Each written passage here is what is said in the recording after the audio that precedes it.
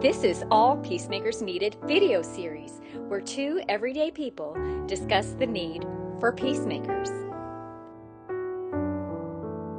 Hello, everyone. Welcome to All Peacemakers Needed video series. I'm here today with my friend Rachel Hunt, and she is the founder of Tiny Kindness, and she has graciously brought her life to us to share her experiences and her thoughts about peacemaking. And we're so grateful to have her.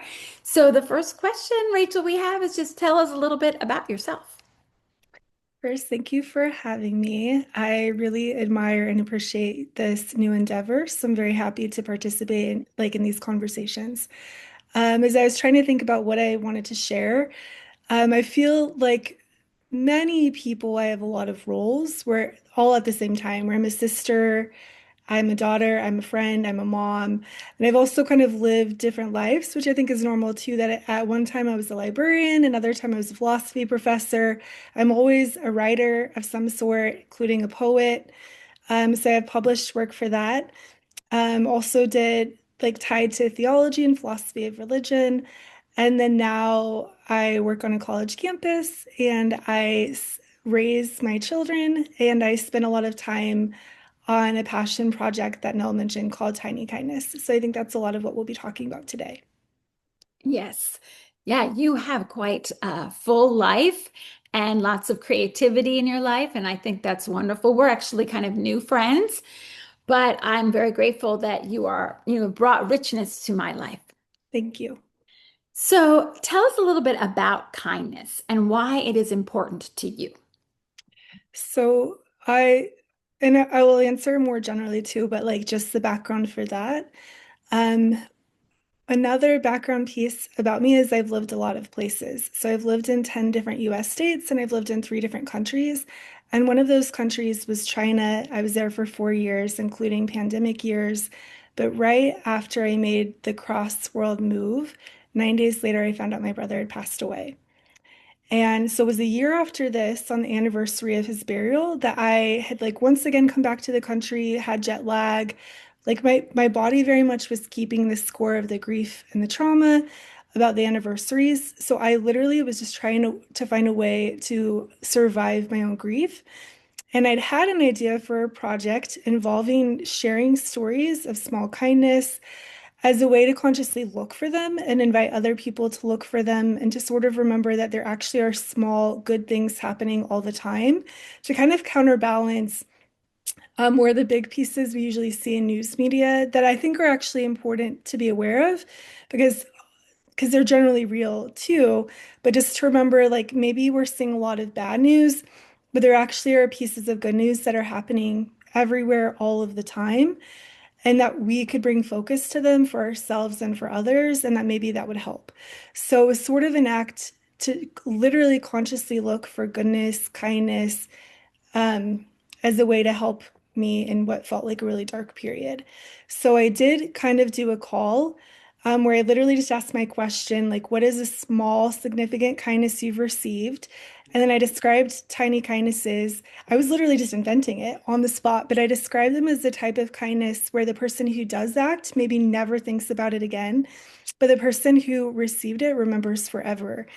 And I had not even checked with other people. Like, I had experiences like this, but I hadn't confirmed with any friend, any family member to say, hey, if I asked you this, would you have things that come to mind? But people started submitting, like they started sending me these stories. And so that was in 2019 in the fall. And since that time, I don't know the exact count, but I've shared over 5,000 of these stories. And my online presence thankfully like found an audience of people who relate to this. So Threads, which is like the Meta owned Twitter, basically like has over 200,000 followers and Instagram has over 60,000 followers. So like there are people listening to these stories, continue to submit these stories. And a lot of them do happen after the hard moments of life, like a divorce or a miscarriage or a death or a sickness. And the types of kindnesses that they're talking about are small. Like it's not that someone gave them a lot of money or like helped them out of their really hard situation, but they saw them in that moment and it helped them survive. And so like my thought for generally of why is kindness important, I kind of come to the fact that it's something we all can do, that it actually doesn't require a ton of money or even a ton of time, or even necessarily a ton of effort. What it does require is seeing the other person in their need and showing up and treating them like a human in this moment. And it's also something, so it's something, kindness is something we all can do, but it's also something that actually helps. Like even the small acts that I record and that I share, um, they made a difference in the life of the person who received it. Yeah, that's so wonderful. I love that thought that the receiver, it's such a big impact, and yet it is, like you say, a tiny thing that you Yeah, might do for them. It's, maybe you forget about it, or it's not anything that you think is a big of yeah, a deal, but to them it makes such a difference in their life. yeah, And I do love that your goal is to, which is kind of like our goal also with peacemaking, spreading this concept of peacemaking, is that yeah, to help others think about the kindnesses in their life, to think about the kindnesses that they can do as well as the kindnesses that are yeah. done to them or the receiver end. So, I think it does all of those things. And I think your mhm, project is and will be similar too. That like mhm. being mindful of it, they'll be able to see it as well as to act. Right. Yeah. Okay. Then the next question is, what are some tips to help us be kinder? So I like this question too. And I've had people write me that are like followers of my project that they're like, tiny kindness has taught me how to be kind. And one of them was from a friend. So we had kind of follow-up conversations about this, that because a lot of women after giving birth, like that is a time, it's kind of any time you feel vulnerable is the types of stories that I receive. So they might even take place like at an airport or on a plane because it's kind of a high stress, like low sleep situation with a lot of strangers involved. Um, so the kindnesses received then can really matter. Or if you're in the hospital or if you gave birth, like the kindnesses you receive then really matter. Where I can literally still remember every person that brought me dinner after my first child was born. Like even if I haven't talked to them in years, I like remember their names, I remember what they made me, and I remember how meaningful it felt to be like kind of welcomed into this community and supported. Because I did fill my freezer with meals, I like bought Trader Joe's meals as well, and still those people sharing food with me mattered. But so oftentimes, like even when something hard happens, like it's hard to know how to help. So we might say, like, let us know if I can do something for you. And it's very well-meaning, but it's so hard for the other person to answer. So the conversation I had with my friend is like that when you read a story of what mattered for someone after they gave birth, obviously, everyone is different, but it still gives an idea. So kind of takes away some of the guesswork of what might be helpful. So honestly, start by reading, like it doesn't even have to be my project, but like even ask people you know, like what was helpful to you when your dad died or when your mom died or when you got divorced. So you can start kind of being thoughtful of this too when you meet people in these situations. You can say this thing was really helpful to them. This might be something I can offer. So some of it is literally just being aware, knowing what has helped other people. And then I even think just doing something, even if it's not perfect, like just trying, like saying something, doing something, even if it's small, like as small as a note or flowers or a candy bar, because it just shows that you care and knowing that you're cared for can really help and make a difference, even if it doesn't solve the hard thing. So I think some of it is that of just realizing like literally the tiniest things actually do make a difference. And then if we pay attention to the big moments and what has helped people in them, then we can try kind of to follow that pattern or example. I love that you suggest we ask people what would help them or Yeah, what benefited them, even if it's like just gathering data. information in Yeah, general or specifically about that person. Like, yeah, literally. you've had a family member pass away. What helped you? And so that you can carry that thought with you as you are trying to serve someone else or show kindness to someone else. Because sometimes I think we may assume a little bit, right? We may think, oh, I know what to do in this situation. But when we Yeah, ask the person, and hopefully they're willing to share, or if we've collected yeah, that data ahead of time, that's really wonderful and helpful. And we're going to talk a little bit more about your book coming up, so we could read that as one of the tips that you mentioned. And I certainly think that is probably one of the best things to start with when we're trying to think about kindness. Okay, the final question I have is, how can kindness help us be peacemakers? Oh, thanks. I kind of want to hear your answer for this one as well. Like, if Okay. you have any ideas, because you've been thinking about the peacemaker side longer than Mhm. I have. But I've even your project is so new, but I've been really interested in seeing the types of things that you guys share, where it seems from an outside perspective, both on kind of outer peace, like literally like world peace or peace in our neighborhoods, our communities, as well as inner peace. And I kind of love that it's both. So I feel like kindness actually is related to both as well, because like even I found that sharing stories of kindness from other people, I've been surprised by how many times I share something that I think might be a unique experience. Like I shared a woman moved to Boston in the winter. She doesn't really know people in the area, so she's feeling kind of lost and alone. She's on a bus ride. It's late at night in a snowstorm. She's the very last person on the bus. The bus driver asks her address and delivers her to her door instead of to her door, like the bus stop, making her walk the last like 5 or 10 minutes. And this is something that I never knew any bus driver would do. And people in the comments are like, oh my gosh, this happened to me too. I totally forgot it happened until I read your story. So even the way that like being aware of other people's stories helps us remember our own experiences. And I think it also just puts us in a frame of mind to like literally see it in our daily life now.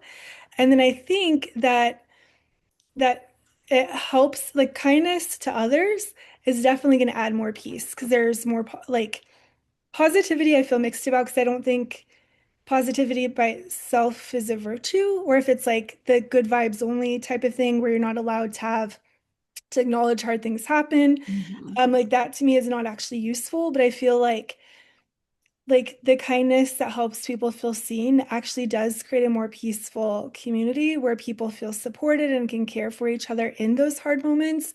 Like, so I do think it matters that way. But also that I do think it supports inner peace by trying to be a more kind person. It's going to have you feel more of that peaceful, good energy in your own life, as well as like being aware of the kindnesses that happen to you and to help you feel that support as you're going through things. So I feel like it's kind of on all the sides that it can add in support to this. Um, but even just being mindful that other people, like this feels so silly, but one of the things that has been the most helpful for me is literally to remember that hard things happen to other people as well, and that having them be met with kindness and compassion is the best answer. Because like there are people from all over the world that are part of my tiny kindness community. So after that like many stories of people that are in college saying that they cry in the bathroom during their finals week or after a breakup or on a train. And so when I was crying after my divorce or when my dad was dying in the back room of my office at work and reading stories of other people having to find private places because they were crying in public actually was useful for me. And so I feel like just kind of remembering that we're not alone and that other people are carrying these stories of like we don't always get to know each other's hard stories and we don't even need to, but it's remembering that as human beings we go through things that are difficult and that this like tiny and big kindnesses are a grace that we can offer each other that Mhm. help, and I think they help for peace, they help for all of it. I love all of your stories that you're sharing here, and so it makes me really definitely want to read your book or read more from Yeah, your social media pages about tiny kindnesses. I think even though in those trials that you had, or that we all have, where you're maybe in your private moments, knowing that solidarity may have brought you some peace. Knowing that other people yeah, have. 100%. It I, helps. Like it and doesn't do it 100%, but it helps. yeah, yeah, a little bit. I know that, yeah, it just maybe calm you a little bit and say, okay, I'm not alone, or they also got through this. I can too, that beautiful like connection can Yeah. really I think bring. that's like that's the power of it is that we are connected as humanity, and that can also want us to have a more peaceful world and even make it feel like it's possible. Because on the bigger scale, it often feels so far away. and like things that we can't control, but like in our local environments, we can. Like we can make a Hmm. difference here. Hmm. Yes, yeah, definitely. And that it is a similar goal of ours is to start having us think about how to be more peaceful and a better peacemaker in our own personal lives, but then build, outside as much as we can. We'll see Too. to help people sit back and think, okay, how can I personally be more peaceful? How can I? And kindness is, I think, one of the central tenets of peacefulness or peacemaking because, we need to have more kindness. We need to push it out more and in every interaction that we have. And, we can have maybe kindness that is a little more superficial, sure. And that's okay too, maybe. And sometimes because it might grow into something that is more profound. Okay, so do you have any other thoughts you want to share? I'm trying to think. Is it okay if I tell a couple stories of some of my favorite ones? Yes, Okay, please. so I did mention a lot of the stories I receive happen after hard moments, and one of them did. That's my favorite. It was a woman after her divorce. It was her first birthday after she had an 8-year-old child that remembered that the dad, the ex-husband, would always get the mom a birthday cake. And so the child is like aware that this isn't going to happen this year. He looks up in like the school registry to find his best friend's mom's phone number, calls her and asks her to get a cake, and then the mom does it. So it's like a double kindness. The child has a thought, this other mom follows through. She delivers the cake. And then the child gives like $2.47, which is all the money he has in the world, to try to pay her for this cake, like for his mom's birthday. So I just think that like all of those acts, like so much thoughtfulness of seeing his mom and doing this thing for her. But another one of my favorite stories, like, wasn't after like a hugely hard moment, but it was just like someone being thoughtful to someone else. And it was in New York City on the subway train. There's a mom who's like telling, or like the story is told kind of about the kindness she received, where she has a 5-year-old child. Child is eating a banana, peels the banana, hands the mom the yucky, sticky peel, and then like eats the banana. And then the mom is just like holding this thing on the train ride. And then their stop is like 40 minutes away. So she's going to be holding this for a long time. Someone she didn't even notice them, like a 20-year-old looking man, has an earlier stop, doesn't say a word, just takes the banana peel out of her hand and she watches him throw it away on the train platform. So like it wasn't about a tragedy and then like someone that met, but it was just like he saw her and he could do something about it and he did it wordlessly. And I feel like that's such like the epitome of a tiny kindness where like it wasn't a lot of effort, not a lot of time, not a lot of money. And in this case, like even just a little silly or sweet and funny, but like he did make her day better by doing this. Um, and then I had an example. I have a couple books that are already published. And my very first book, the deadline, like I met the deadline, but I didn't sleep very much. And I had a friend who did a first kindness for me where she watched my 2-year-old daughter, like so that I could finish this book. So she had her the entire day, the day my book was due to the publisher.